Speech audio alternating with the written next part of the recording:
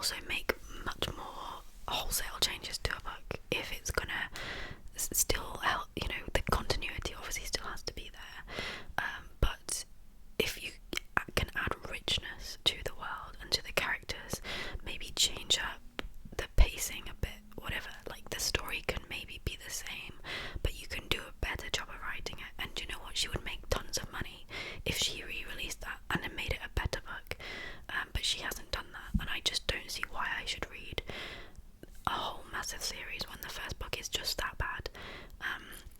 I just don't care. I don't care how good the rest of it is. I shouldn't have to, I shouldn't have to go through that as a reader. So that is my gripe on hearing it so often. You hear it, but honestly, the next book's better. I don't care. I didn't enjoy the first one. Why would I read the next one? It's as simple as that.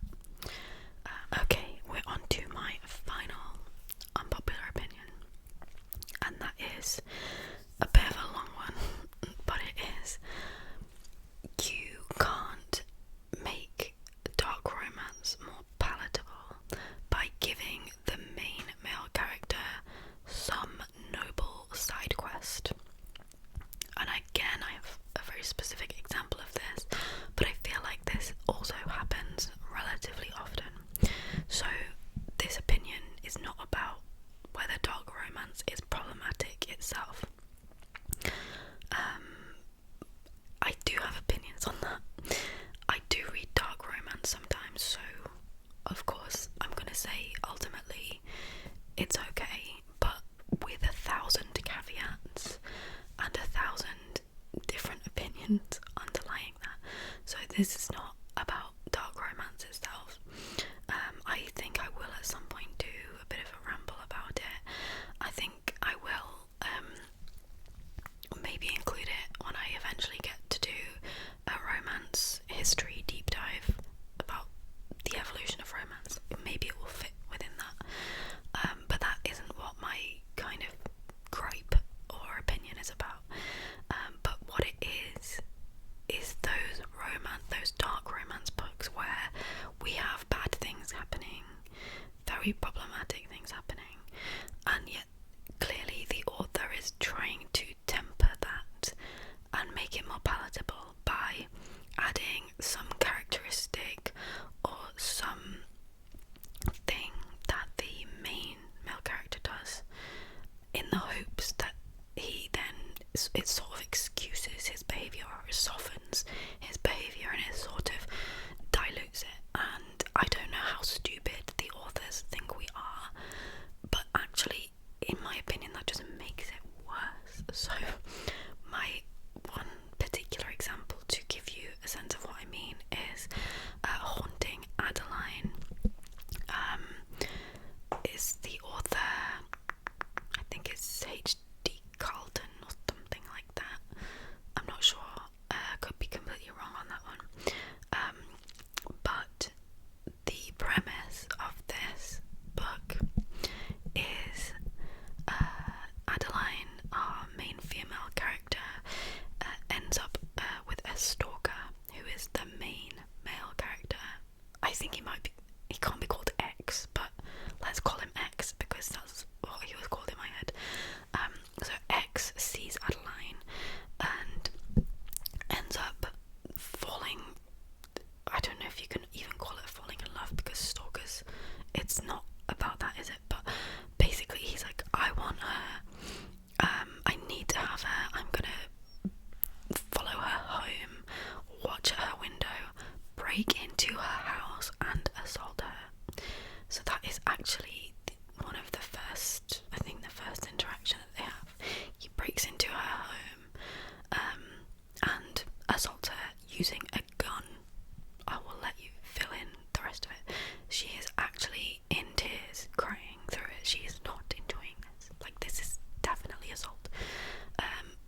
Flash forward, they end up in a relationship eventually after loads of bad stuff has happened. So yes, very problematic. Okay, that's not what we're here to discuss really.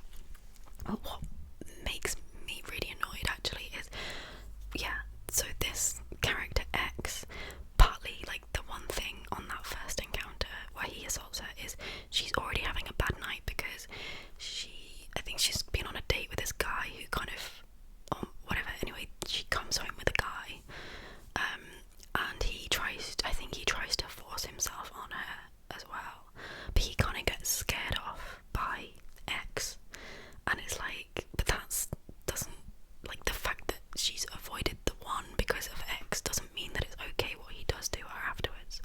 And the bigger thing, the overarching storyline about X is that he is